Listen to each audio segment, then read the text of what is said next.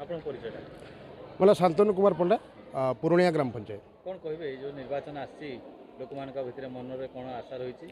एवं आगामी निर्वाचन लोक मान कौन रही समस्या कौन रही देखु आगु को जो साधारण निर्वाचन अच्छी जो एक रे जो भोट पड़ो समस्त मनरे गोटे परिवर्तन हावा सृष्टि होती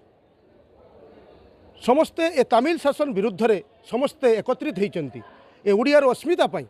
समस्ते आज एकजुट होती किपरि ए राज्य सरकार को उपाड़ी की फिंगी आमर परिवर्तन जमी हम राज्य सरकार से समस्ते आज एकत्रित आज ये मोदी सुनाम समस्ते ए विकसित भारत सामिल होगापाई एवं ए ओडिशा को विकसित ओडिशा सामिल करने समस्ते आज समस्त राज्यवासी आज एकजुट होती आम जदि देखा पार्टिकुलाली बर्षाई निर्वाचन मंडल कथा 2014 पूर्वर जो मैंने भी निर्वाचित होती समस्ते जिते भी निर्वाचित बहुत विधायक जाइंट आसिंट किंतु से समय माफिया विभिन्न गुंडाराज ये निर्वाचन मंडल बहुत बढ़ी जाता किंतु 2019 जिते सनातन बिजुली भारतीय जनता पार्टी तरफ प्रार्थी होते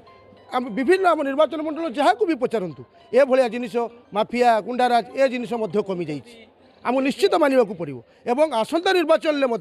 2024 पुनर्बार भारतीय जनता पार्टी तरफ सनातन बिजुली प्रार्थी होती आम समस्त आशा पुणी थे से निर्विवादीय एवं निष्कलंक नेता आम चाहूँ पुणी आसिले आम निर्वाचन मंडली एक शांतपूर्ण निर्वाचन मंडली भाव में परिगणित हो आम समस्ते मनस्थ कर आज भी आप देखिले ए विराट सुनामी समस्ते भासीजे केवल विकसित ओडिशा एवं आउ कहीं नुहे केवल मोदींकर ये ग्यारंटी निश्चित माँ मौनी मौसा मौसी जिते जनसाधारण को समस्त मन को छुईब ये तमिल विरुद्ध में आमर लड़ई ये राज्य सरकार निश्चित परिवर्तन होगा आवश्यक।